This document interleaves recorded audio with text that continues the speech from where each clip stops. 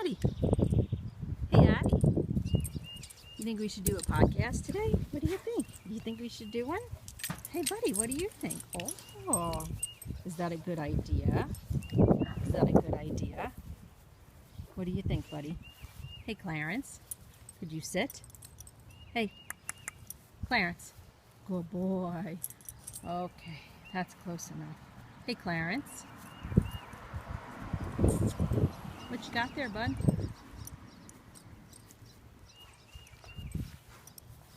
All right, what do we think? Is it time? It's time.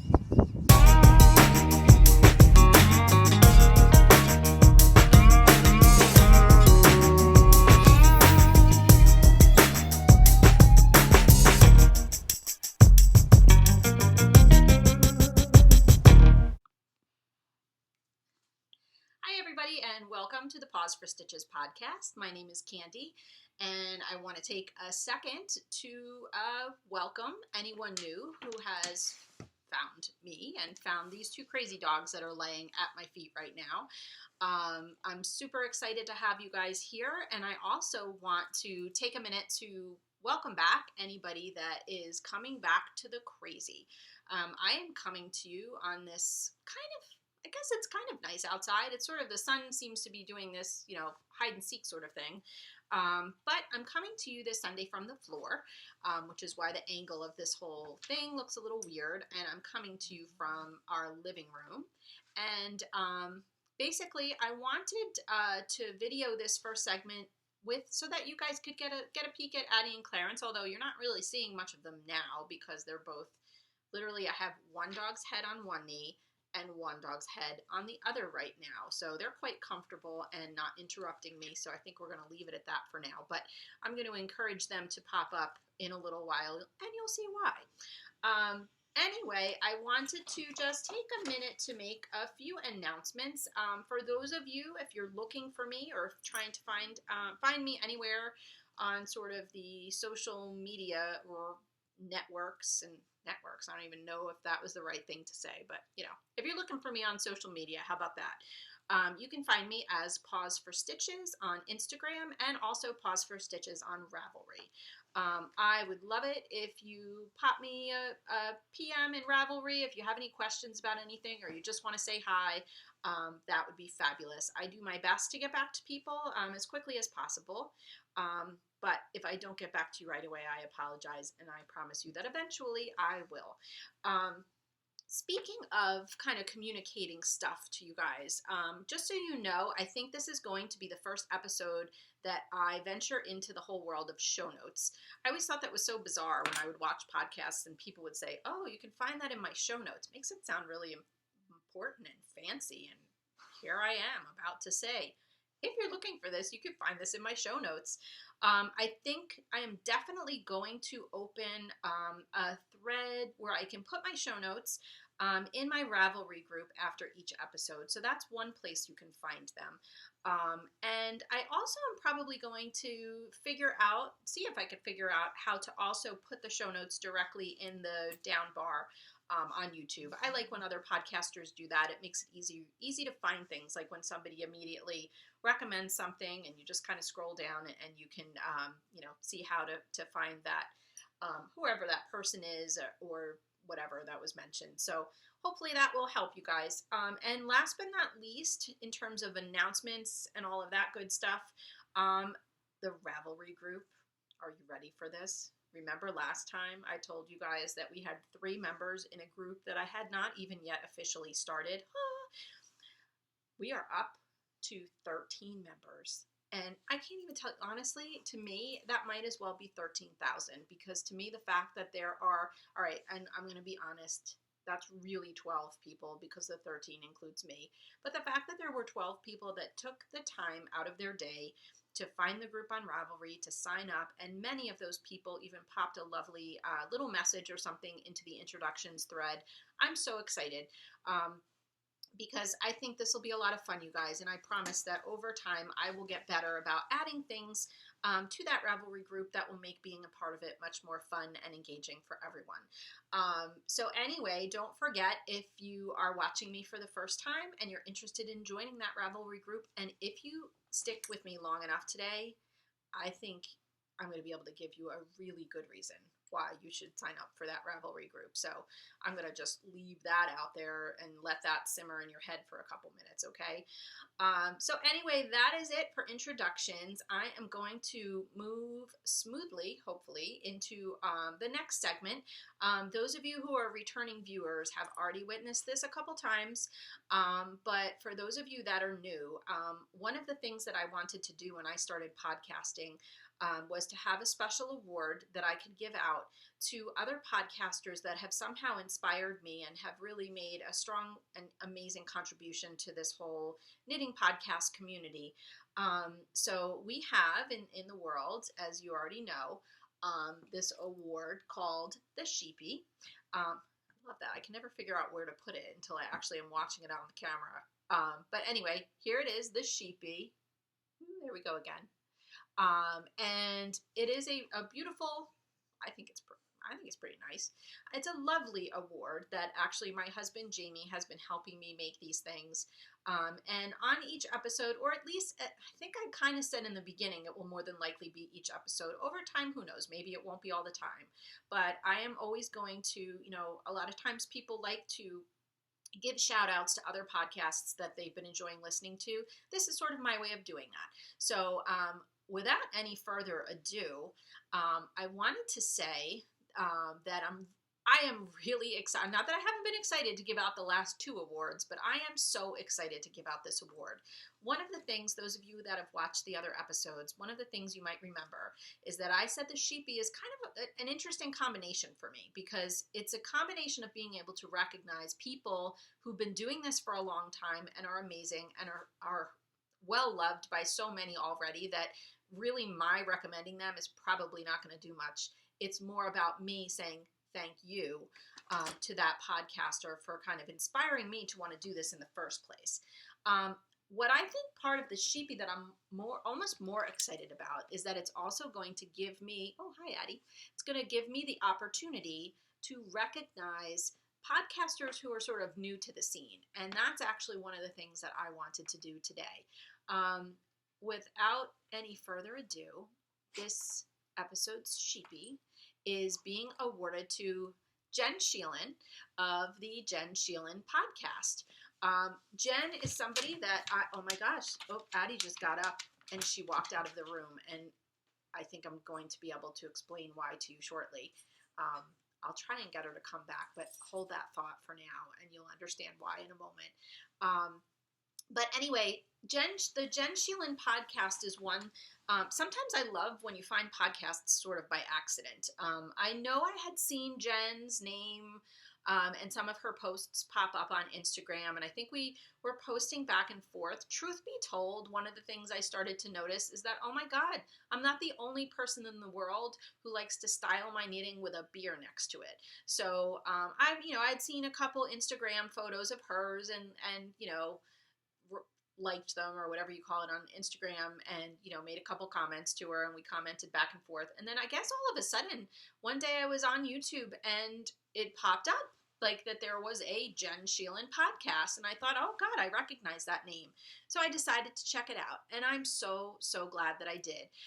Jenn currently now, she actually has, I'm trying to fix this lighting a little bit, there we go. Jenn has 6 episodes out at the moment. She just put out her 6th episode last week, and I have enjoyed every single one of them. I don't even know where to start with Jenn. She is just phenomenal. She is genuine, she's kind, she's funny, and she just really is a pleasure to watch. But the funniest story, and this is, remember I said, Addy, sorry about that, you guys. Little incident there with the camera. I think where I was telling you that the very first time, rather, that I was watching Jenn's podcast. I think those of you that have dogs will understand exactly what I'm talking about. But you know how sometimes if you have dogs and other dogs come on the television, your dogs go a little bonkers. Well, Addy does that from time to time. but every once in a while it's, I don't know, significantly more enthusiastic than other times.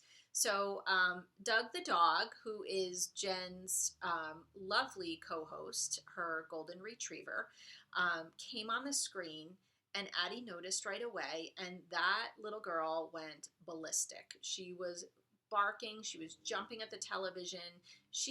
There was something about Doug that she very much loved. So I think it's just funny. That was one of the first things when I reached out to Jenn to tell her how much I was enjoying watching her podcast. I did have to tell her that, she might need to tell Doug that he has a little bit of a fan dog situation going on here with my dog, Addy. So that actually, made me realize just how much I wanted to keep watching Jenn's podcast, obviously. One of the things, a few things just to share with you about Jenn, because I really, really hope that you will go and check her out. She's awesome. Jenn's a knitter. She's a spinner. She does all kinds of cool and crafty things. And she is just incredibly enthusiastic about every single one of them. She has the most contagious energy that I've seen. Everything she shows you, you want to love it too, because she loves it so very much. And she is funny. You know what? Seriously, one of the things that I like best about watching podcasts is that, we all have enough crazy days in our lives that sometimes we just want to laugh at something silly. And Jenn kind of makes you want to do that. So if you enjoy that kind of sort of lighthearted podcast that'll give you a good laugh. Oh, hi. Sorry, Clarence. That was kind of rude. You going to sit, buddy? All right. There we go. Oh, that's perfect. You're going to be my co-host? No, he's not as good as Doug. Doug will actually sit right next to Jenn and behave himself, unlike my dogs that one runs into the other room and one is now plopped on my leg again. So anyway, what are you going to do? Jenn and I have been going back and forth kind of communicating a little bit, and I'm excited to tell you about a little something later on when I come back to you again in another segment. Because we might actually have something kind of fun in the works for you guys. But that kind of connects to the last thing I wanted to tell you about Jenn that I love so very much. Jenn is also, in addition to being a podcaster and a very talented knitter and spinner, she also designs her own patterns, you guys, and they're really cool. Really, really cool. And they're quite a variety of things she has too. If you can check out, find out about her patterns in her through Ravelry, obviously, if you look for Jenn Sheelen, or she also has a Ravelry group for her podcast in Ravelry. But she also has a website as well that you can find out some information about her patterns. But one of the things I love is that on her podcast, even though, yes, you get to see some of her patterns, which I think is great. I love it when people show some of the different things they've designed, because that's something I'm always particularly jealous of. I wish that I had that kind of designing brain to be able to figure out how to just start with a pair of needles and some yarn and to make something that maybe nobody else has ever made before. But Jenn just has such a humble and lovely way of telling you, what she's made. And I actually, I caught the bug, and I decided one of the things that is in her, sort of designer library was something that I wanted to grab and try myself. So I'm going to talk to you guys about that a little bit later on. But I also, one last thing about Jenn. She has an awesome t-shirt also on her website that I think is adorable. And it actually says, I'm pretty sure, I don't know if you could purchase it, but it sounded like you could. It actually says, "Hug a knitter, they give you warm fuzzies," which I might need that shirt in my life. I'm not kidding at all about that. So I just, again, that sort of sums up how you feel watching the Jenn Sheelen podcast. It does give you the warm fuzzies. It's a pleasure to spend a little time with her. I will say, Jenn, I can't imagine I'm ever going to be watching your podcast without first pouring a beer for myself. I think that's just going to be the way it is. So I'm glad that I met you through this podcasting community, but more importantly, I'm back to business. Congratulations on your Sheepie. I hope that you know that part of this deal is that now you have to hold up your end of the bargain. This Sheepie is going out into the mail to you tomorrow morning. not sure exactly when you'll get it, but when you do, if you wouldn't mind, on an upcoming episode, I think you owe a little acceptance speech. And by acceptance speech, by no means do I mean, and this goes for anybody who ends up getting a Sheepie, I'm not asking people to brag about themselves in a way that's uncomfortable. I think what I want is that this is my way of recognizing other people who've inspired me.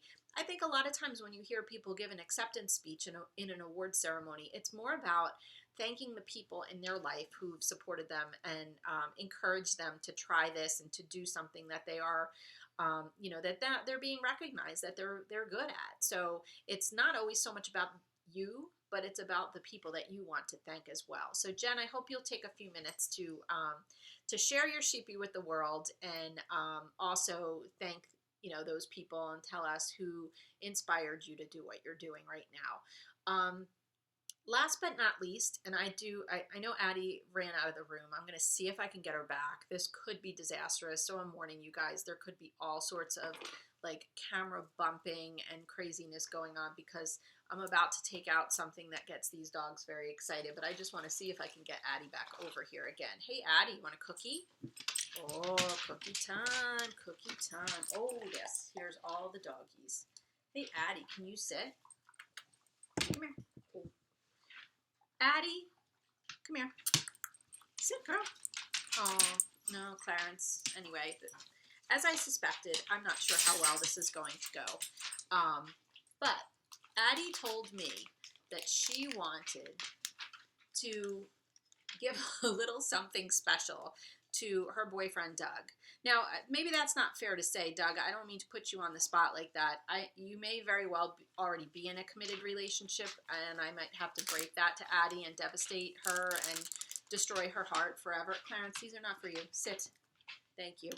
But Addy, kind of told me one of the things we do in our house, we make a lot of biscuits for the dogs or cookies for the dogs because, sometimes it scares me to look at what the heck they're putting in the things that we buy for our animals. So if I can very easily whip up some dog cookies in a few minutes, who am I kidding? It doesn't take long to mix them. It takes 20 minutes to actually bake them, but still, if I can do that. Yeah, but by the way, you guys, I had to stop the camera again, but I know I was saying about the biscuits, and I was trying to give this lovely, lovely little gift to Doug. We're going to leave it at that because this is really becoming a little frustrating. I'm not sure what's happening. It seems like I keep getting this weird iMessage thing that says something is being dropped. So anyway, Clarence, no, these are not for you. You are not Addy's boyfriend. Doug is Addy's boyfriend. So I'm really sorry about that, bud. But these cookies, I saved some for you. Don't worry, okay? Will you be okay with that? We have to give these to Doug, though. Is that okay with you? Okay. Thank you, buddy, for understanding that. Anyway, Doug, these are coming with Jenn's Sheepie. And Addy just asked me to write a little note. The little note at the top says, "Dear Doug, homemade cookies are way cooler than a Sheepie. I love you. Love, Addy." So that about wraps up this Sheepie segment that I've had to do about 4 takes just trying to film this one little thing. So hopefully other segments will not be so choppy. And I look forward to seeing you guys in a few minutes when I come back with you again. All right? Thank you so much. And again, Jenn, congratulations on your Sheepie. Take care. Hey guys, I'm back. I am off the floor and I am actually in the dining room now and very excited to talk to everybody about a special announcement that I have about something that's coming up in the Paws4Stitches Ravelry group. As I just mentioned a few minutes before, I awarded the Sheepie to the lovely Jenn Sheelen of the Jenn Sheelen Podcast. And that kind of segues right into what I want to talk to everybody about now for the next few minutes. I know that I'm only 3 episodes into this, so there was a part of me that thought to myself there were certain things that I was going to need to wait until I ventured into, but I am just itching to give you guys a knit along opportunity, and something recently kind of came across my radar that was too exciting to not share with everybody else in the world. So I'm going to do it. I am going to right now talk to you guys about my very first knit along, but it's not just my knit along. It is a knit along that I am going to be co-hosting with Jenn Sheelen of the Jenn Sheelen Podcast. One of the things I mentioned earlier when I was talking about her podcast was that Jenn actually does design her own patterns. And the very first one, and the only one so far that I've done, is actually a pattern called Faerie's Firelight. And it is I'm going to show you right now what it is. It is actually a cover for a mason jar. It's genius, by the way. This is only, this is actually, I guess, what is this, a pint size? Yeah, this is a pint size mason jar, and you actually, the same pattern for Faerie's Firelight also gives you instructions for making one for a larger quart size mason jar. But I don't know, as I was working on this thing, I thought to myself, I don't know if anybody else feels this way. I'm going to kind of keep this sort of in front of me as I'm talking. I don't know if anybody else ever feels this way, but I am always on the lookout for great gift ideas. And this, as I was knitting this up, I don't know. I couldn't help it. Every single time I was working on it, I kept thinking to myself, what could I do with this as a gift? What could I do with this as a gift? And so many ideas started coming to mind, and I think that's where I thought to myself, this would be a great knit along. We've had, sock knit alongs, there are sweater knit alongs that are, just general knit alongs based on a designer or pattern or whatever. But one thing I don't know that I've ever seen out there in the world yet is a jar along. So I actually, when I started communicating with Jenn, I threw this idea by her and I said, hey, I know you have 7 different patterns for different jar coverings, and they're all equally as beautiful and spectacular. Do you think you'd be interested in co-hosting a knit along with me? And Jenn actually said yes. I think she was pretty excited about it. And so we started kind of, bouncing some ideas back and forth, and we realized that between June 1st and Christmas, we're talking, there's about 7 months. And as fate would have it, Jenn actually has 7 different jar patterns. So what we're thinking is this. Between Jenn and myself, each month we are going to highlight, sort of feature, I guess, if you will, a different one of her jar patterns. And we are going to encourage you guys to knit along with us and create that jar pattern. As I said, this is the Faerie's Firelight pattern. So this is going to be the pattern that we will use to kick off the knit along on June 1st. So what that means is for the entire month of June, this is just one of the jar ideas that we're giving you that you can actually choose to knit along with. If you, in the month of June, want to pick any of Jenn's jar patterns, that would be, of course, perfectly fine as well. But we're just going to, we're going to take a little bit of time each month to kind of talk about one of them with everybody. One of the things that we thought would be fun about this knit along is not just giving you guys the chance to sort of put up a picture and share like, hey, look, I finished this jar, it's great, it's beautiful, and that's the end of it. But we hoped that this would give our whole community an opportunity to share some ideas for how one could actually gift this jar to somebody else. Now, obviously, this knit along is leading up to the holidays. In December, which is a considerable amount of time away. It's not, that might be something that interests you. This is actually a really nice kind of project idea for holiday gift giving because they don't take a long time to do. They're beautiful, and it's not something that people are going to be able to find just anywhere.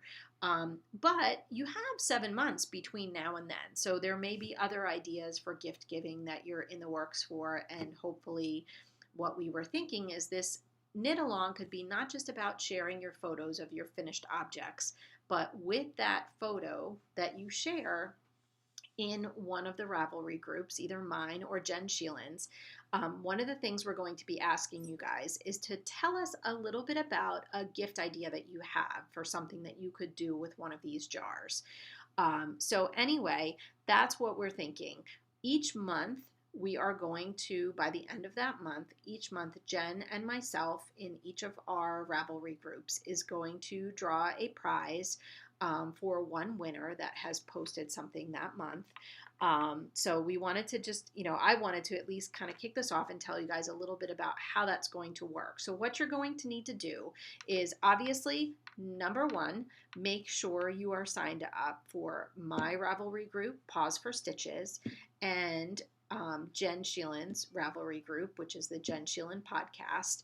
And because you do need to be a member of the group, now you can be a member of one or the other group, but hey, why not double dip and get a little bit of an extra opportunity to win something? That just makes the most sense to me. As I mentioned before, the knit along is going to start on June 1st. And you can certainly, if you complete 3 jars in the month of June, absolutely submit each jar, because that would just give you more opportunities to win a prize. But the general rules are this. Number one, obviously you need to post a picture of your completed jar in the thread for that month. Number two, underneath the picture of your jar, what we would like you guys to do is to just kind of write a little blurb. Doesn't have to be anything crazy, but write a little blurb that tells us about a gift idea that you have for how you might gift one of these jars to somebody. Because again, that's what this is all about. It's not just about the jar, it's about how the jar could make an amazing gift for somebody else. So those are the things that we want you to be able to do if you're actually ready to post in one of the threads within one of our Ravelry groups. What I'm going to do in my Ravelry group is going to kind of post an example of that. I mean, for example, does it have to be anything fancy as a gift idea? Absolutely not. If you actually gifted this to somebody with a votive jar in the middle of it and a votive candle, that would be simple enough. That's a beautiful gift to give to somebody.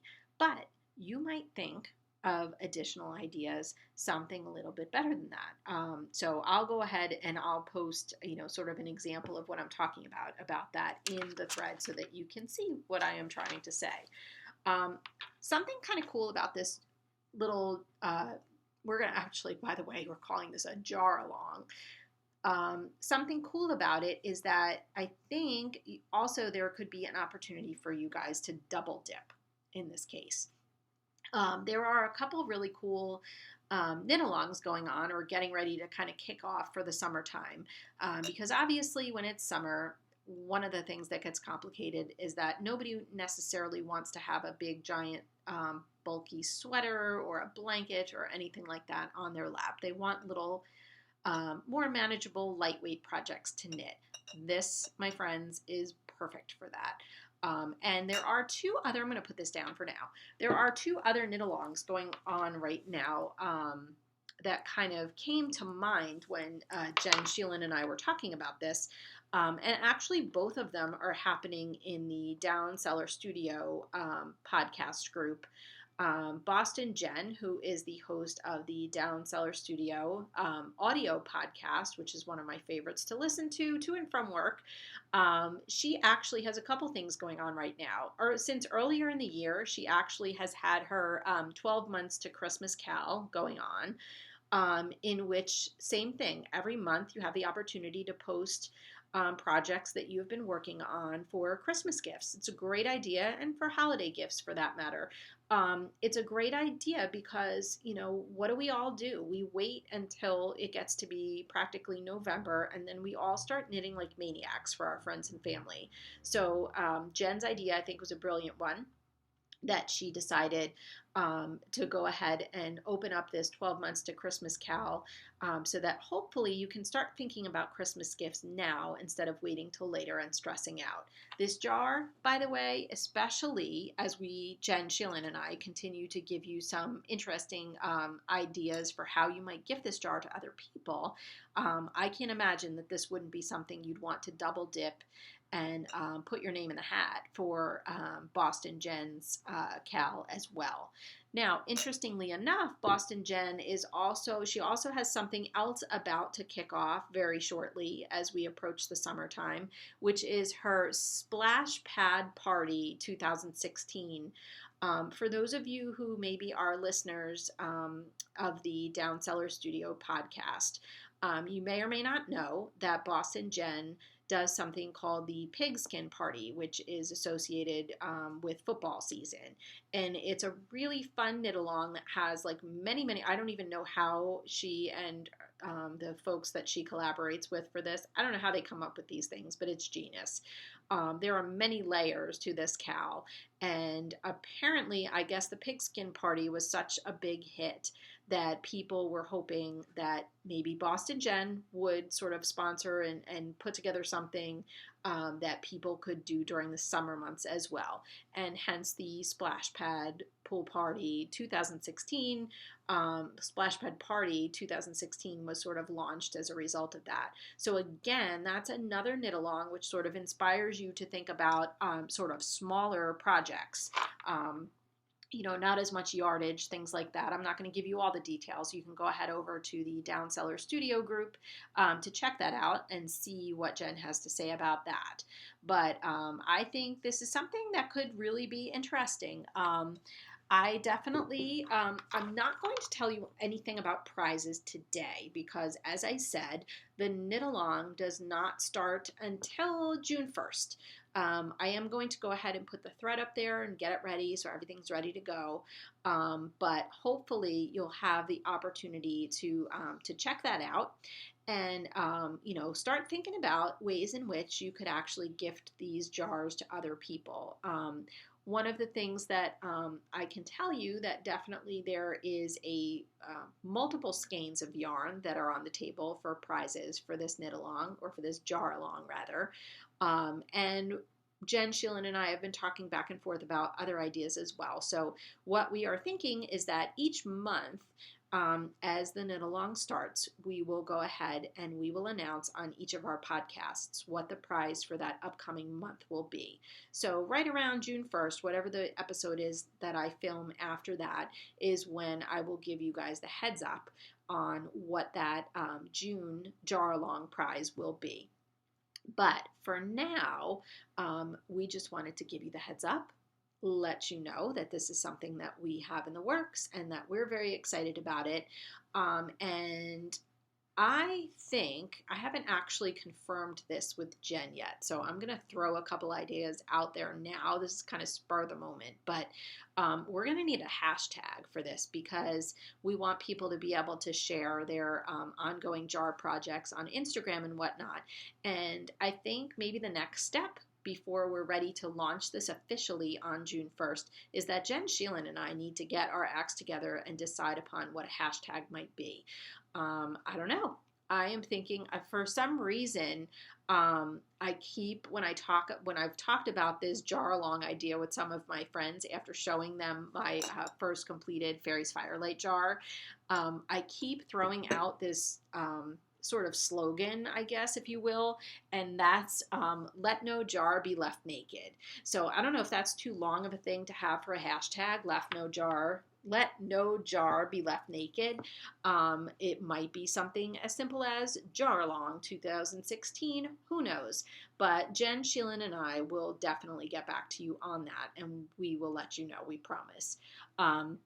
But again, I am really excited, again, to have knit this Faerie's Firelight pattern, I really can see a lot of potential in doing a bunch of things with this and with the other several patterns that Jenn has created for taking what was once a simple, sort of naked jar and making it something spectacular. So that is what we have in the works, and we hope that you will be just as excited about that as we are. I'll tell you a little bit more in a moment when I kind of get my act back together and move on to the next segment. But I also want to tell you a little bit about the yarn that I used for this as well. So you have some background information in case you're interested in knitting something like this. But for now, I am going to take another short break, and I will get back to you guys shortly with the next segment where we talk about a couple other things that I've had on my needles these last couple weeks. Hey everybody, I'm back, and it was great to have the chance to talk about some sheepy stuff and some jar along stuff, and now I'm finally going to get the chance to talk to everybody about some more specific knitting stuff. As I mentioned earlier, just a couple moments ago, when I was talking about the Faerie's Firelight pattern, I told you that, obviously this in my mind constitutes a finished object, so I'm super excited about that. But one thing I didn't share with you earlier was some more information about sort of the yarn, and also one other thing I wanted to tell you about, sort of the process of making this jar. I actually, in Jenn Sheelen's pattern, she mentions that, she gives us a couple suggestions actually for yarns that you could use for these jars. One of them being Malabrigo sock, which obviously nobody would ever argue with wanting to work with that, I don't think. I don't know, maybe some people aren't fond of it, but I think it's lovely. But when I actually contacted the owner of my local yarn shop, and I sent her, a link to the pattern, and I showed her what I wanted to make, she suggested trying something different, which was this. It's by Classic Elite Yarns. It's the Mountaintop, and it's the Veil yarn. And I found this to be absolutely fun to work with. It was 70% baby alpaca, 30% bamboo viscose, and it's actually undyed fiber. So, that's kind of what I was looking for. I wanted something totally simple and natural, and I really, really liked the way the stitches worked up on this. So I actually have the color that I used for this. This was actually, they called this parchment, but I think I can't even remember what it's called, and I don't have it to show you at the moment, so I'll show it to you later. But I ordered also another kind of like a beige kind of color of the same Veil yarn to try something in a slightly different color, not just like an off-white sort of neutral. So I'll have to let you know. I'm assuming that I will have that lined up for the next jar that I want to work on. But the other thing I wanted to mention that, obviously I think Jenn's pattern calls for working this jar up on magic, like with magic loop.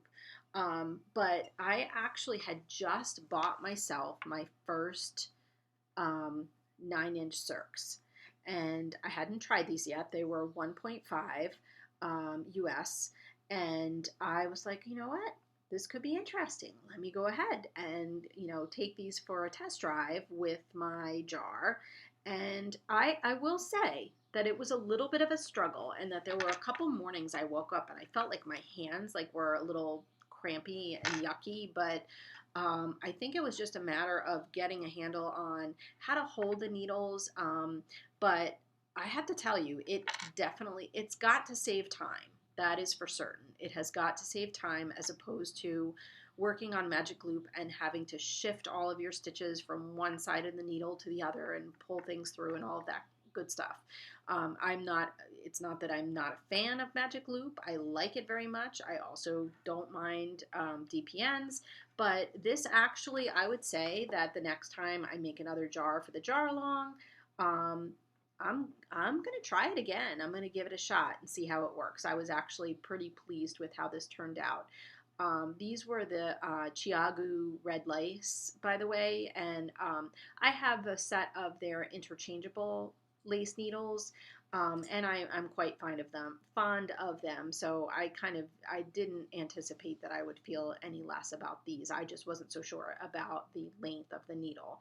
So that was the only other thing I wanted to mention to you about that particular finished object that I had already showed you. So I have a couple more things, though, that I would like to talk to everybody about. And I'm so excited. Seriously, I can barely contain my excitement to talk to you guys about the next project that I put on my needles that you have not seen yet.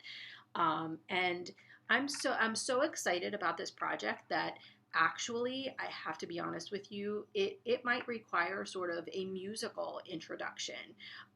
So if you give me 1 second, I have to cue something up to share with you guys, because that is how spectacular this project is, that I can't introduce it with words alone.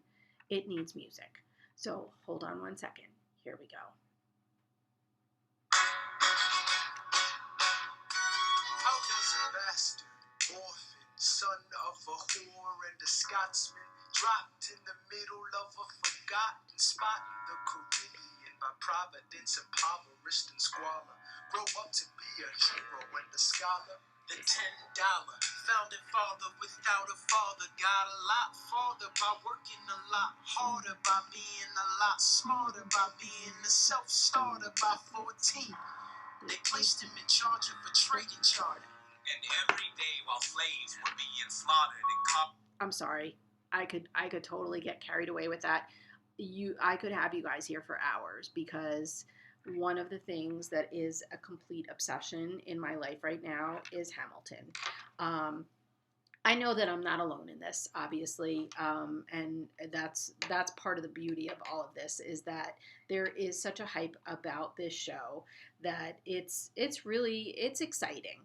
And I know that a couple other podcasters, I'm sure there are more of them, but I know particularly Katie from the Inside Number 23 podcast, and also Candace from the Pin, Feathers, and Pearls podcast. They are definitely two other Hamilton obsessed folks that I have I've caught wind of. But anyway, I am not ashamed to say that I am Hamilton obsessed, and so much so that there is a t-shirt out there in the world right now that actually says my thoughts have been replaced with Hamilton lyrics. That I need that t-shirt, because I live that t-shirt pretty much every day.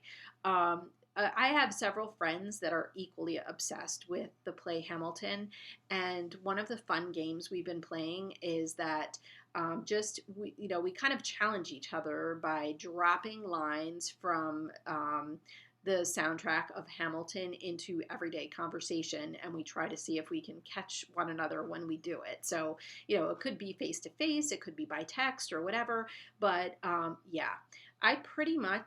I listen, the only thing I listen to more than audio knitting podcasts in the car is Hamilton.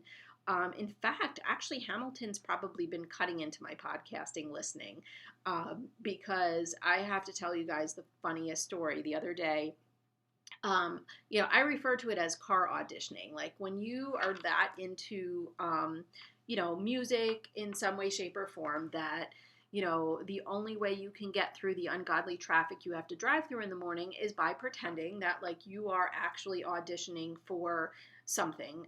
In my case, the play Hamilton.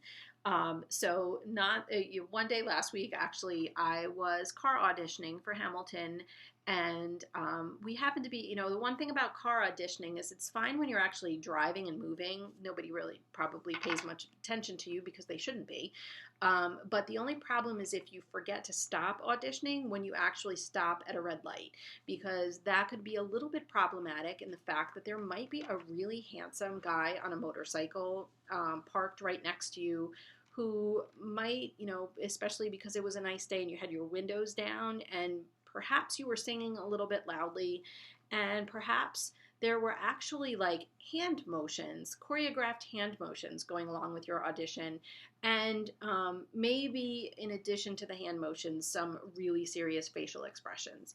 And then, you might look over at the handsome man on the motorcycle, and he totally caught you while you were car auditioning. And fortunately, though, the handsome guy on the motorcycle gives you a thumbs up, which in my mind, I assume to mean that I got the part. So anyway, that just gives you a glimpse into sort of my world and how much I adore this soundtrack and have been completely and utterly obsessed with wanting to see this play.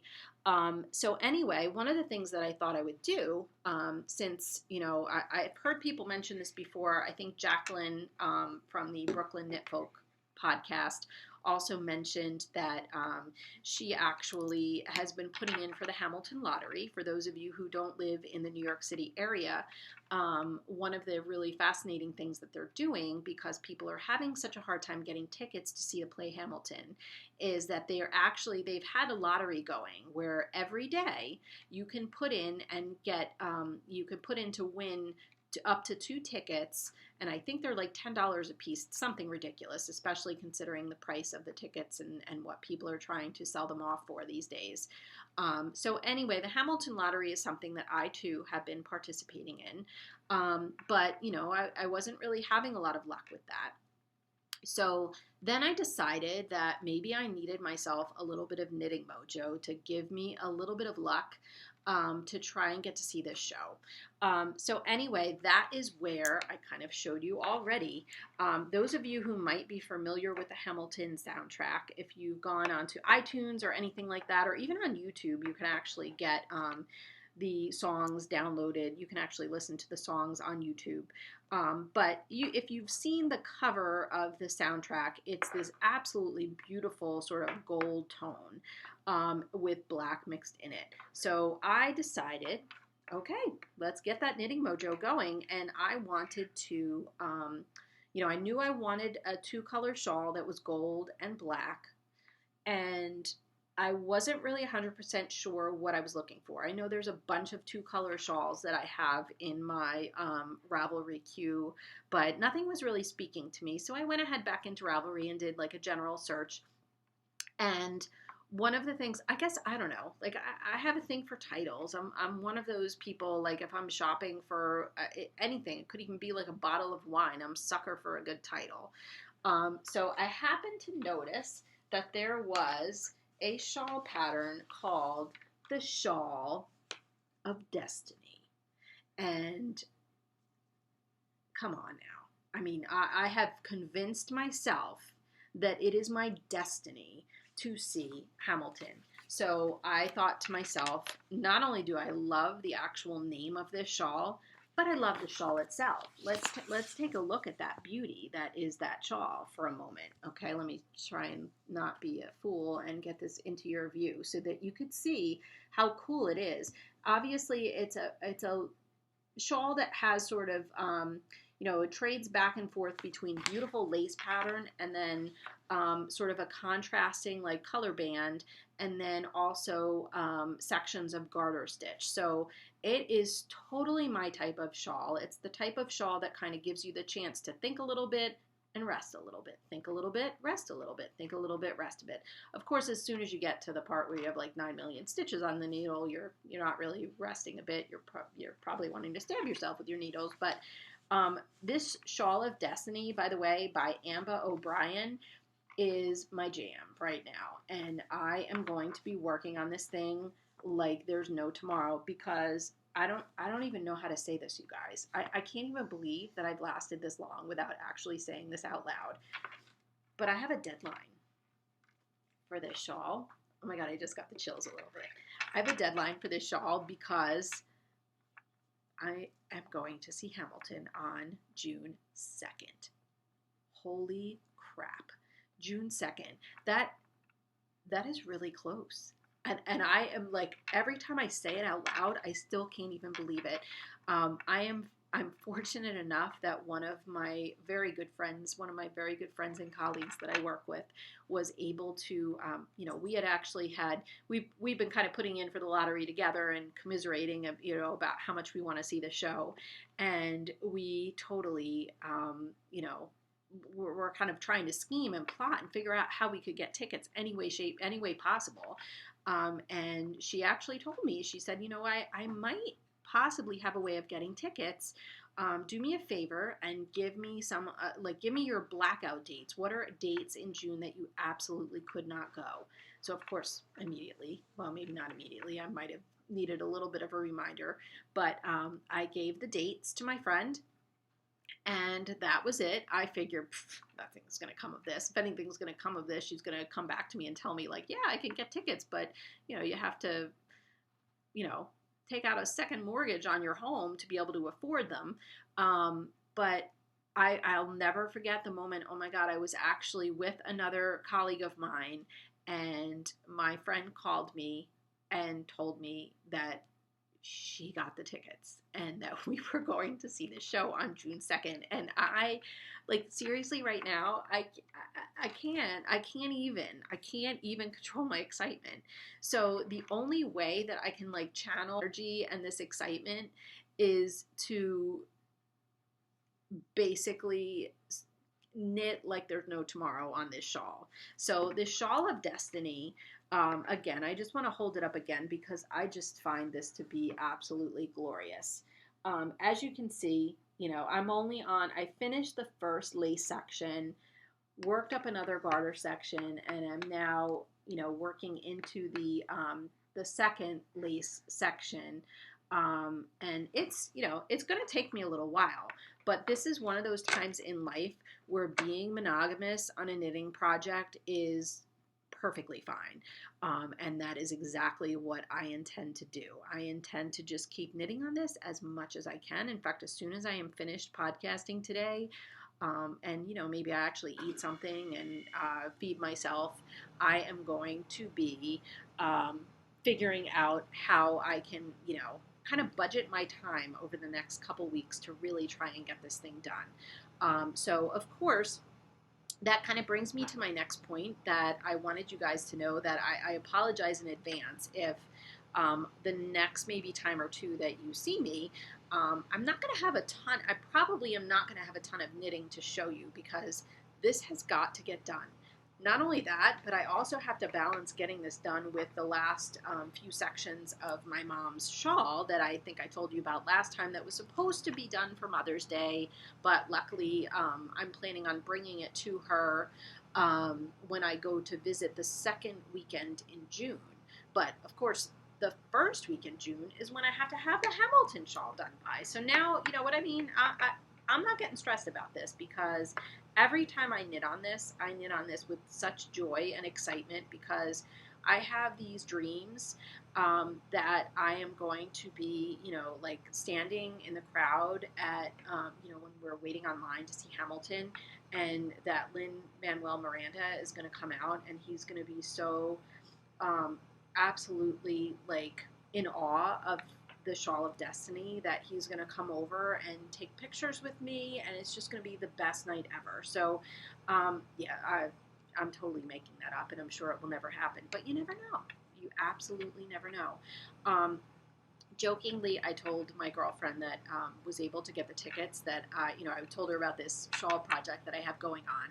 And I actually told her that I have a little bit of a pet name for my shawl, and that instead of Lin-Manuel Miranda, I am calling the shawl Lin-Manuel Michalda.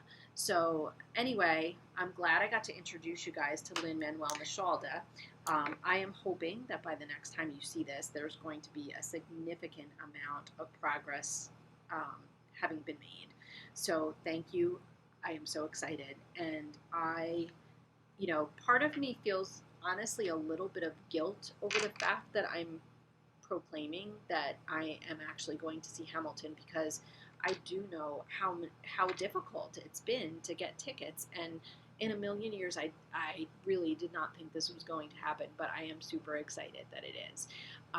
So anyway, I hope that I'll be able to share a little bit with you about that. And I'm really excited about this knitting project. As you probably will figure out over time, I tend to like to knit on things that have some sort of significance or meaning. And this definitely, doesn't disappoint. It does the job, and I'm super excited to be working on this shawl. Before I forget, because I know I can be terrible about doing that, I probably should lead with this from now on, and I'm terrible about it, but I'm actually using Tosh Merino Light for this. Tosh Merino Light is the gold color, which is actually daffodil, but it is just this color. Seriously, if you look at the different hues in that, it's spectacular. I don't know if it's coming out really well on the camera, but man, every time I look at it and every time I bring up that album, it is just spot on. It is the perfect match. And interestingly enough, they did not have the Tosh Merino Light in the onyx, like the black, really stark black color that I was looking for. So since I was so desperate and I knew I needed to get working on this right away, I ended up just going ahead and picking up 3 unicorn tails in the onyx because that seemed to be enough yardage. As you can see, there's not a ton of the black in this shawl. It's really just for sort of that contrast in between the lace and garter sections. So I think I'm going to be perfectly fine, and I'm so excited. And real quick, I told you guys about my Cara auditioning story, but if you want to kind of get the best picture that you can of what I probably look like in the car almost every day, I am going to put a link in my show notes to a YouTube clip that is pretty much, it's not me, but it could be. And I just, for those of you that are Hamilton fans, I think you might enjoy it. So the only other thing I wanted to say about this project is that I really think I already have some ideas in mind for a little bit of a special Hamilton episode that I would like to have coming up. My guess would be probably pretty soon because I'm probably going to want to talk to you guys about the show after I've been able to see it. So anyway, I've got some thoughts, I've got some ideas, and I will definitely be excited to share those with you. So anyway, that's it. That not only is this what was supposed to be a sort of give me luck to get Hamilton tickets project is now turning into I have to have this project done by June 2nd so that I can wear it to go see Hamilton project. So I can't wait. I'm so excited, and I can't wait to be able to share that with you guys. Okay, so moving on to the last knitted project that I want to share with you guys.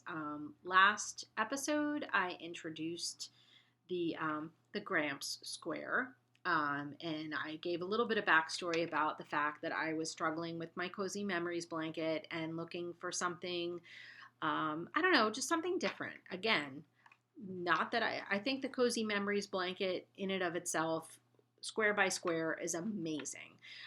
But for me, I was just looking for something a little bit different. And I had told, I shared last time that I came across, because of a new pattern in the most recent Noro magazine, Noro had a pattern for a mitered Afghan that I thought was intriguing. And as I showed last week, and you can kind of see from the Gramps square that I talked about last week, what was, it kind of gave me the opportunity to do sort of a Cozy Memories blanket-ish thing.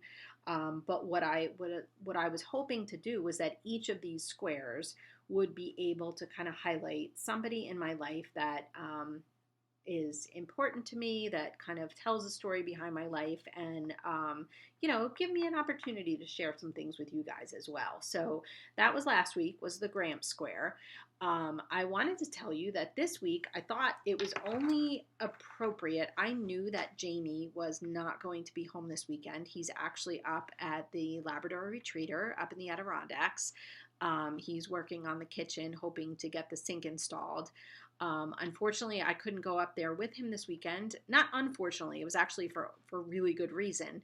But I had my monthly sheep to shawl class at the Fiber Craft Studio up in New York. That was yesterday, and there was no way I was missing that. So Jamie and I decided that we would be spending this weekend apart, and that he would be up in the Adirondacks and I would be here. So I thought that what better weekend than this weekend when I'm kind of by myself and, kind of gets a little bit sad and lonely. Thankfully, I kept the dogs. Jamie didn't take the dogs with him, so I have them. But I thought, what better week to focus on my second square as sort of the Jamie square. So that's what I did. I actually was able to add the second square to my, I still want to call this my Cozy Memories blanket. I think it's still okay to call it that, even though it doesn't look the same. But I went ahead and I added on the second square. I'm not going to lie. One of the things I want to tell you guys about is the fact that, I guess one of the things you have to be careful about when a pattern is new is that obviously, and I suppose I've been really lucky. I don't think I've ever come across too many patterns where there was any kind of error or complication in the pattern until now. I went to work on the second square because, as you can see, I didn't seam these together. They actually give you the instructions, help you build upon the first square with the second one. And then, of course, subsequently, from this point on, I will be doing the same thing down this first row of the blanket. But for whatever reason, I had a heck of a time figuring out what the pattern was trying to tell me with adding on the first square. Actually, let me turn this over. It's a little bit easier to explain that way.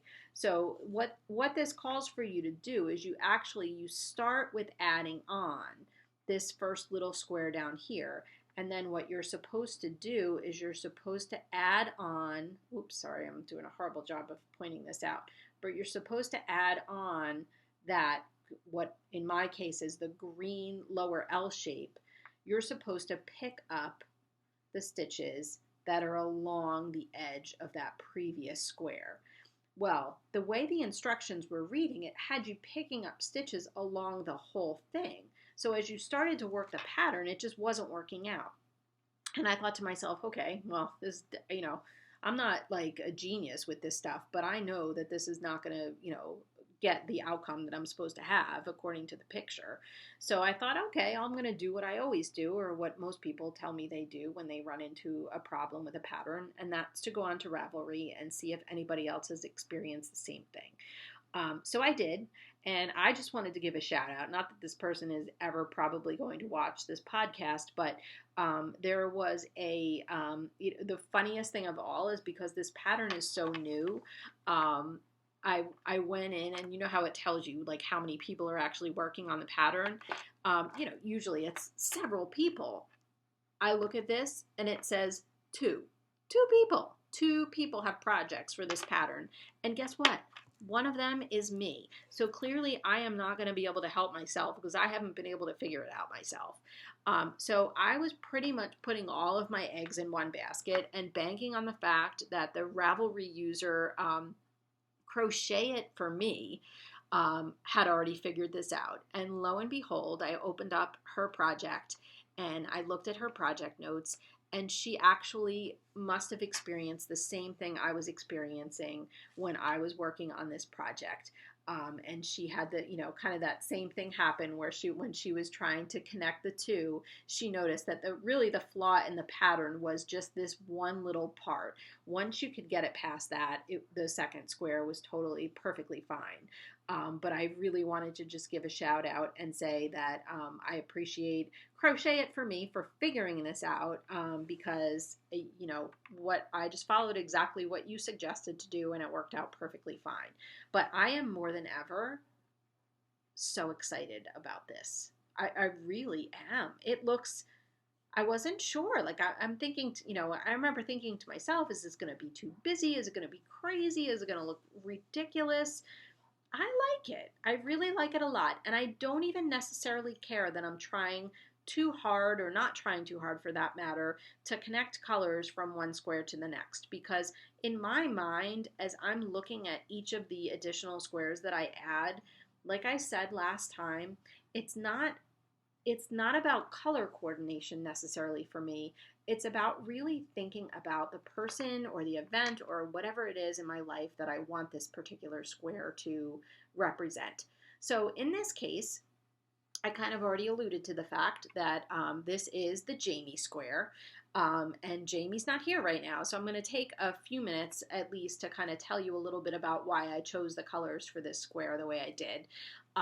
So, hopefully you guys don't mind if I, take the opportunity. As I said in the last podcast, I think that's what I like about this new idea that I'm onto, is the fact that it's going to give me also not only the opportunity to be more excited to work on this blanket, but to also, like, little by little, each episode, tell you guys a little bit about myself and about the people in my life and the events and things in my life that are most important, that have had the most influence on me. So that's what the Jamie Square is all about today. So I want to start with the red in here, because I figure I might as well get the sort of sappy, more heavy emotional connection to this square over with first, and then we can move on to like the more fun things. So I don't know if anybody perhaps saw this on Instagram, but I put on a little bit of a picture on Instagram this morning with my completed square.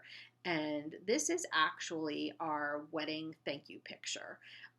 When Jamie and I got married, just to give you a little bit of backstory, about almost 7 months before we got married, I was in a pretty serious car accident. It was a car accident that actually involved me having to be medevaced to a trauma center because of the fact that I had 2 compound fractures in my femurs, and my lower left leg was pretty much completely shattered. So as you can probably imagine, there was some significant damage and a lot of work to be done in terms of surgeries and recovery and all of that good stuff. Good stuff, I guess. Well, good stuff. The outcome was good stuff. But the reason this all relates to my Jamie square is just because I know it sounds kind of crazy, but like red to me sort of represents sort of trauma, but also at the same time love. And that is definitely what I want to lead with my Jamie square, is that one of the things that always fascinated me about the time around my accident was how many people actually, and Jamie I think finds this to be surprising as well, how many people said to us, like after my accident, and so many people just assumed that we would be calling off the wedding, not necessarily because we didn't want to get married, but because we knew, I guess everybody knew, obviously, considering my condition, that there was going to be a lot of time needed for recovery. But that, like, I don't think ever once crossed either of our minds. And, that's one of the things I want people to know about myself and my relationship with my husband, is that I consider myself very, sounds weird to say that I consider myself to be lucky for having been in such a traumatic car accident, but I actually think that if I really have to think about all of the things in my life that were the most significant change, that would be one of them. And one of the reasons was not just because of the event itself, but was because of, it was more because of the opportunity that Jamie and I had to grow closer together, because we really had no choice. The first few years of our marriage was definitely not normal and not common and not easy, but we totally got through it. And, again, so that sort of like a bizarre mix of trauma and love that I'm kind of representing with this red here, that's what I want to take away with me as I put that into this blanket. Moving on to some more fun things, though, because I certainly don't want to belabor that any more than I have to. I want to move on to this sort of like bright green section here, and that pretty much is Ireland in an L shape, or anything Irish in an L shape. Basically, this is what I want to take away with me and remember about Jamie always. Jamie is half Irish. I think I've maybe mentioned that before, but he is half Irish. And I think, like, in some ways, I often think he's full Irish because he is so passionate about everything when it comes to Ireland and anything at all related to the Irish culture. So one of the things that I wanted to kind of mention about that is that, you know, whether it comes to music, like there could be times where I'm coming downstairs and, you know, he's either got Gaelic Storm playing or, you know, the pipes and drums, whatever the case may be. He absolutely loves Irish music. For our 15th wedding anniversary, we were lucky enough to have the opportunity to travel to Ireland. I'm not going to say much about that now because I have a feeling that there is going to need to be an Ireland Square in my future, so I'll save it for that. But, you know, anything related to Ireland reminds me of Jamie, so I kind of wanted to throw that out there. This one, actually, this lower square, I find to be kind of funny because I don't know if it's really picking up, but I don't know, when I picked out that color, it reminded me of the color of beer, and that is definitely one thing that Jamie is completely enthusiastic about. You know, he actually has a pretty strong knowledge. He has done some brewing of beer in our home on his own. He's learned a lot about it. And he's actually, I never in a million years when I was, you know, a little bit younger and, you know, beer wasn't necessarily something that I thought I would enjoy, but I've actually learned a lot about beer and beer making, and you know, I find it to definitely be something you know, that I enjoy. You know, depending on what I'm eating and what I want to pair it with. But we actually, we've had some interesting, fun experiences with beer. We even kind of started a beer club for a little while. Unfortunately, it didn't last as long as we would have liked because, you know, part of it was our lives just got a little bit busy and took a different turn. But you know, that's one of the things that kind of we've enjoyed together is sort of this appreciation for beer. Ironically enough, very similar, I suppose, to my friend Jenn Sheelen, who I spoke about before and talked about, you know, her mutual love of good craft beers. So that's that. And then, of course, the green at the top, I wanted that to sort of represent, you know, Jamie's love of all things sort of, you know, growing, not only gardening types of things, but just growing a passion for all kinds of different crazy things. You know, so I put that in there. I also thought it was interesting that I decided to use the same, I don't know if you can tell, but it's the same green in this upper rectangle that I used in the bottom square for my grandfather. And one of the reasons for that, that I wanted to do that too, was because another thing I love about Jamie is that he has such an appreciation for people who've lived in times, before us, before things are the way they are now. I guess that's probably a better way to say that. You know, there are so many people who, when they describe Jamie, they describe him as sort of an old soul. If he has a choice between doing things a modern way and the way that it would have been done before, he will always choose the way it was done before. So I think, you know, I liked the idea of trying to kind of connect sort of, you know, my grandfather's era and Jamie and my era with putting those two colors the same together. Last thing to mention is this little teeny tiny, I don't know if it's really even picking up, believe it or not, this brown was actually in this red sort of what I guess would have been self-striping sock yarn, but I thought it was miraculous that the brown popped out because, again, I know I've mentioned this before, but when I think of Jamie, one of the things that I admire about him is his craft and his ability to work with his hands and do his woodworking and any other. I mean, he really does pick things up very quickly, but he's an incredibly talented woodworker. I don't know if you maybe noticed it before or not, but even the mantle around the fireplace that I was sitting in front of before, that was something that Jamie sort of designed himself and did in our living room. So, he's up there at the cabin today doing God knows what and making our place beautiful. But, I just wanted to highlight that as well. So that's pretty much it. That's Jamie in a square.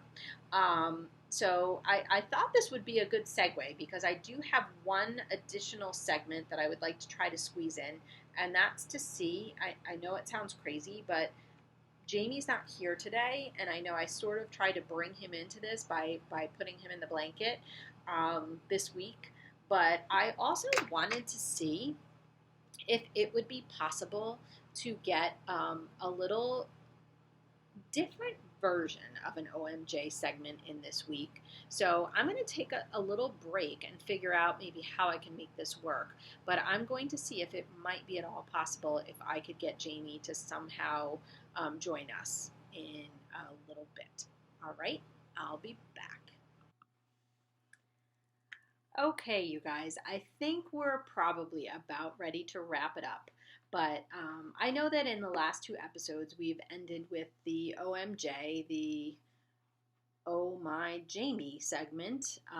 And actually, I don't know, I've been kind of touched about the fact that a couple people who've watched the podcast have reached out to me and told me that that was something that they enjoyed, that they hoped to see a little bit more of Jamie. So, of course, when I saw those messages and I thought to myself, oh, well, that's kind of stinky because Jamie and I are not going to be together this weekend when I was hoping to film for the podcast. So one of the things that I thought is that I could talk a little bit about something OMJ-ish, but then maybe I kind of gave Jamie the heads up that I was going to try and call him at some point when I was podcasting today. So we'll see if we can catch him on the phone. I'll put him on speakerphone and maybe we'll be able to chat a little bit with Jamie for a couple minutes. But anyway, the last episode, at the end of the last episode during our OMJ segment, we were sitting right here in front of our massive kegerator, and I remember one of the things that Jamie talked about was how excited he was about the Kentucky Derby. We had even I think he was even thinking like, oh, we should film this Kentucky Derby segment or whatever. Yeah, we didn't get around to doing that, but I did want to, like, as a perfect opportunity to illustrate what I mean by OMJ, this is it. I wanted to let you know that as a result of his sort of interest and, thinking deeply about the importance of the Kentucky Derby, I wanted to show you guys the outcome of that. So Jamie decided that this year, in honor of the Kentucky Derby, that he wanted to perfect the mint julep and that he wanted to find, he's made mint juleps before, but he wanted to actually, I don't know, whatever, research some kind of perfect recipe or whatnot. But apparently that wasn't enough. Apparently you need supplies for the mint julep in order for it to be successful. So I wanted to show you what, I had put some kind of funny, I think that was actually on Facebook. I don't think I put it on Instagram, but yeah, one day I went on my Amazon or on my phone, I got an alert from Amazon Prime about all these things that had been ordered, and they were ridiculous. They were absolutely ridiculous. There were some kind of fancy glasses or tumblers, or I don't even know if I'm saying the right thing. There was some kind of a beverage caddy, cocktail napkins, and 2 different types of straws. So of course I came home that night and I was like, Jamie, what the heck did you buy?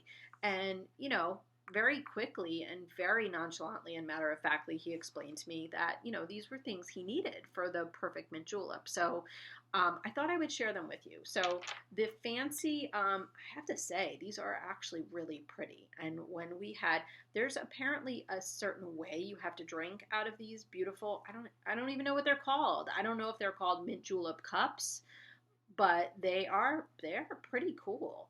And apparently when you drink a mint julep out of one of these, you have to, actually, you can't touch the glass. You have to have a napkin, a cocktail napkin around your glass. I don't know, something he was telling me about the temperature of the glass has to remain a certain temperature or whatever. I guess it's this glass, when you put your body heat on it, I guess is supposed to alter the temperature of the drink. So instead, you're supposed to, when you're drinking a mint julep out of a fancy glass such as this one, you are supposed to use this cocktail napkin. Okay, fine. So not only that, but apparently the other thing that you need, which I was not aware of, is you need stirrers. You know, your usual kinds of stirrers, these little mini red thingies. But my favorite thing is the green straws. You also need to have, and again, I don't think you need green straws to drink a mint julep, but I guess Jamie just, I don't know, whatever. He had some plan for what he wanted, and that was it. When he has his mind set on some kind of new crazy scheme, there's no stopping him. It's just going to happen, so you just kind of have to sit back and let it happen and enjoy the ride. So that's pretty much what I do. And the other result of this was the fancy bar caddy that he also purchased because of the mint julep for the Kentucky Derby. Now, I have to remind you guys at this point that we weren't planning a party. We weren't planning a mint julep party, or not a mint julep party. We weren't planning a Kentucky Derby party. It was just going to be the two of us, and he would be making mint juleps for two of us watching a race that would probably go on for, what is it, all of 2 minutes? So I find this to be hysterical. So, but I haven't even told you the best part yet. I hinted at, I showed you the green straws. Okay, so that was my favorite part of the story, because when I came home and he told me that he actually had purchased all of these goodies, and, you know, I asked for some clarification on, you know, what was coming or whatnot, just so I could be on the lookout for it when it arrived.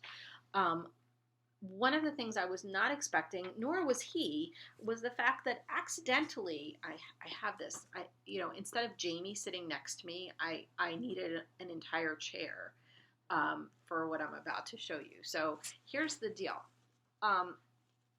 This is how many straws. This is how many green straws my crazy husband purchased accidentally. I will tell you that he himself was apparently surprised by that as well. Because when I came home the night that this stuff arrived, he was already home and he had already gotten the packages from the front stoop. And it was the best. I walked in the house and he said to me, he's like, oh boy. He's like, I gotta tell you, we have a little bit of a problem. Wait till you see what I did. And he walks in and he shows me this giant box of green straws. And I guess the way he described it to me was that apparently, I guess he had read the description of the product that he was purchasing. He must have read it incorrectly. Thought he wasn't necessarily purchasing 5,000 green straws. And I think he too was surprised when they arrived at our house in this giant box. So anyway, what I'm thinking, here's the deal.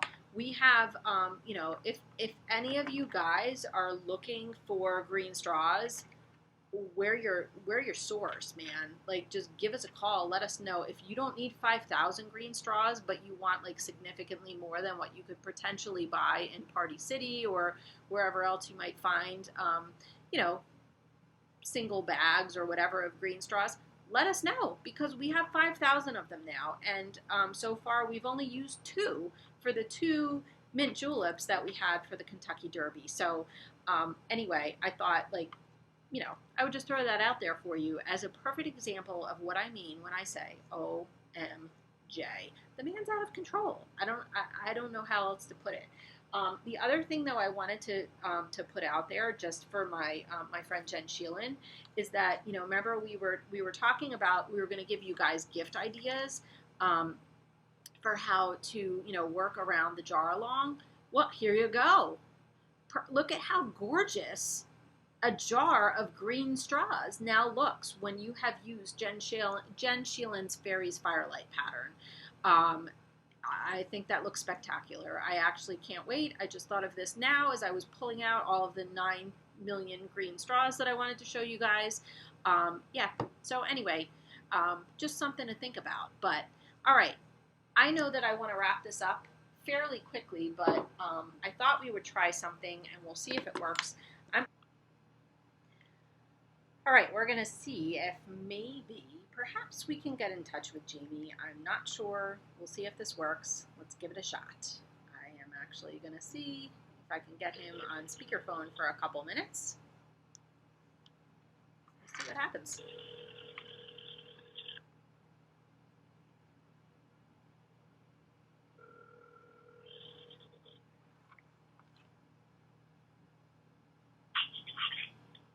Hello. Hey, hon, how are you?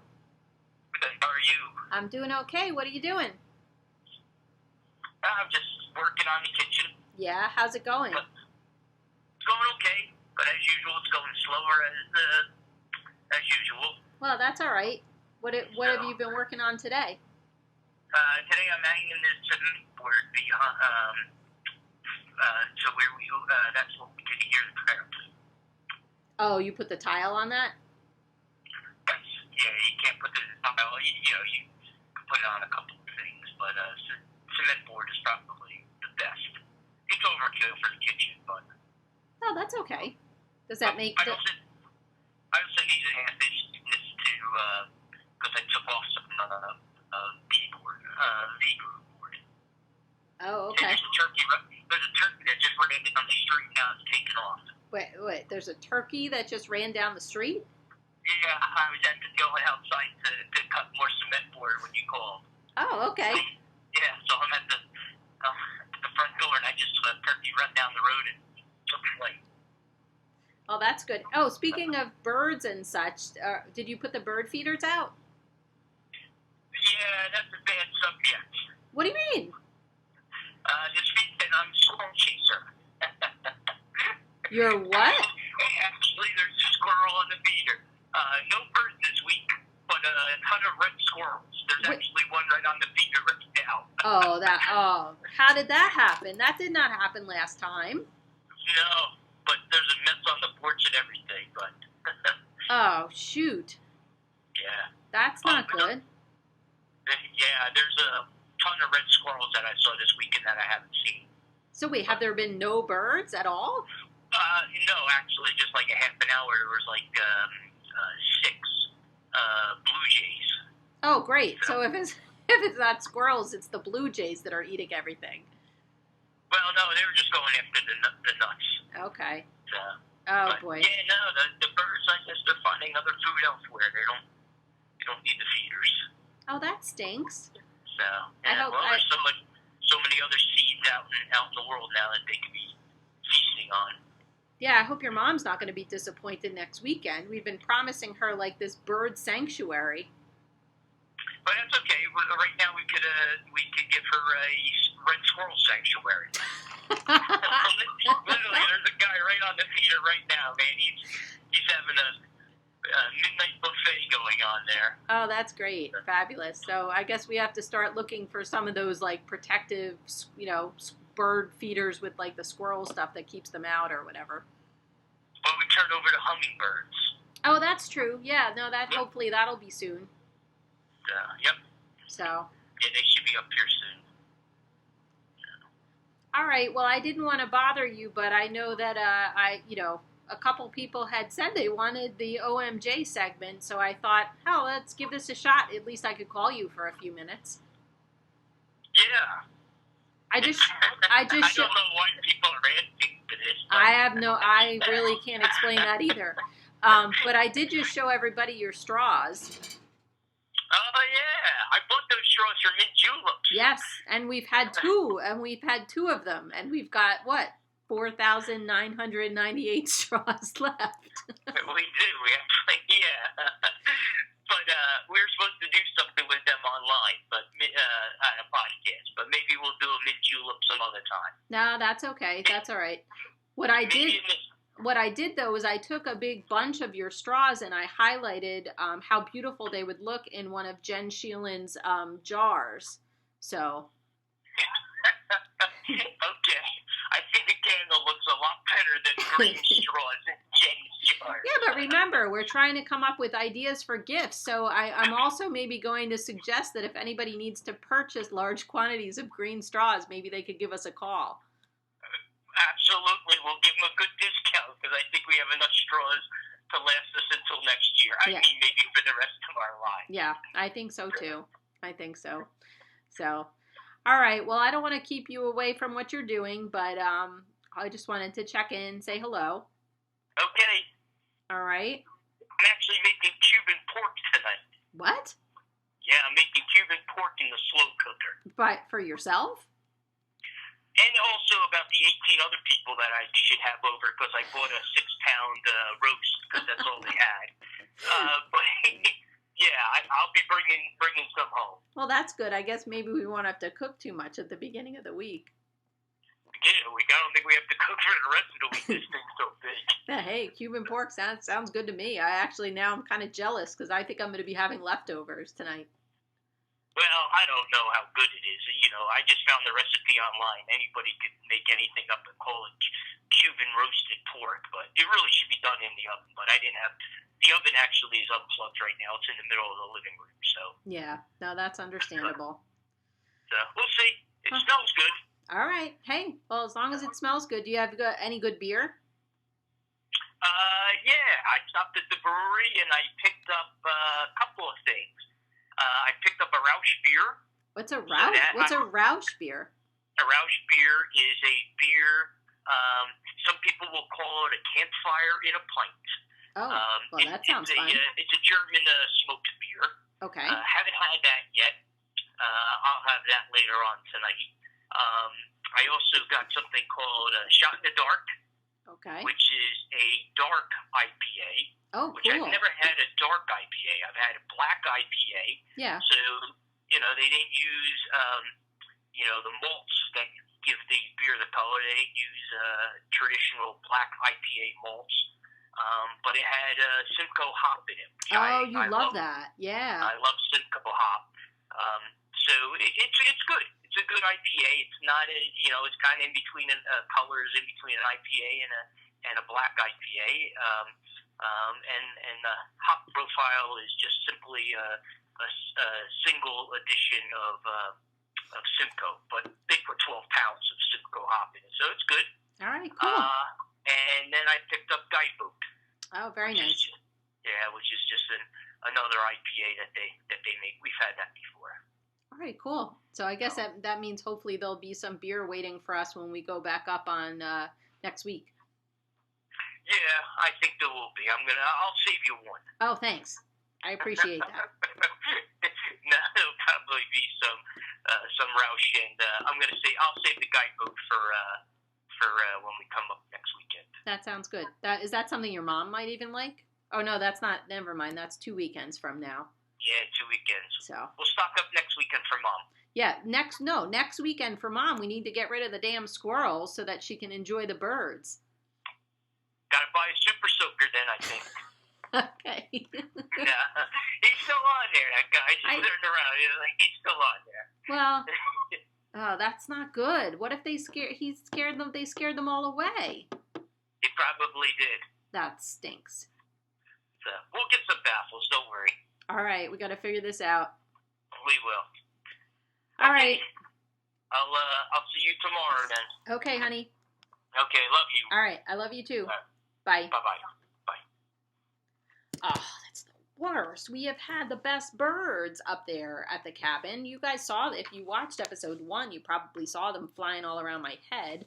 And that was probably one of my biggest fears, is that these darn squirrels were going to figure out, what an amazing buffet of yumminess we had served up for these birds. Oh well. Anyway, not going to worry about that now. Is pretty much it. I want to wrap this up for you guys. I just want to give you a couple last reminders before I say goodbye. If you could, don't forget, if you are at all interested in watching the Paws4Stitches podcast again, if you could click on the red subscribe button to YouTube. That will give you reminders anytime I post or upload a new episode. That would be fabulous. Don't forget, head on over to Ravelry, to the Paws4Stitches Ravelry group, and go ahead and click join the group on that. Because that will enable you guys to enroll in the Jar Along, which starts on June 1st. And don't forget, obviously, best idea ever for gift giving is to give people like 1 million green straws in a jar, and they would love that so very much. So Jar Along starts June 1st. I'm sure you'll be hearing about that too on Jenn Sheelen's podcast if you go on over and check her out. And that's just it. I just want to give you guys a general thank you so much for watching. I know this episode was probably a little bit choppy in places. I apologize for that. But, as I've said a few times before, I'm still learning the ropes and the ins and outs of the editing process. So hopefully over time, I'm going to have a lot to learn, but I will certainly do so. And last but not least, before I say goodbye, I wanted to remind you that I'm probably the next episode that I film for you guys might be a little bit special because I think I'm going to use it to focus more on sort of my spinning life, which I haven't talked about much yet. So I'm going to save that for next time because I would anticipate that over the next couple weeks, this girl is not necessarily going to have a lot of knitting to show you besides that Hamilton shawl because I have got to keep working on that and be ready for my big debut when Lin-Manuel Miranda pulls me out of the audience and, tells me how amazing he thinks that my Hamilton shawl is. So with that in mind, I just wanted to give you the heads up on that. So I guess that's it for now. I just want to thank everybody again for watching, and I hope you all have a wonderful couple weeks between now and when I hopefully see you again. My guess, hopefully, is that the next time I see you, maybe I will be back up at the Labrador Retreater myself and filming, hopefully, nice weather pending. Hopefully I'll be filming on the porch or at least be able to give you guys an update on what that kitchen looks like and maybe on whether or not we've been officially overtaken by red squirrels. So thanks so much. Have a wonderful rest of the day and I will see you guys soon. Don't forget, no matter what you're doing, no matter how stressful your week is, please take the time to pause for some stitches. Take care, you guys. Have a good one. Bye.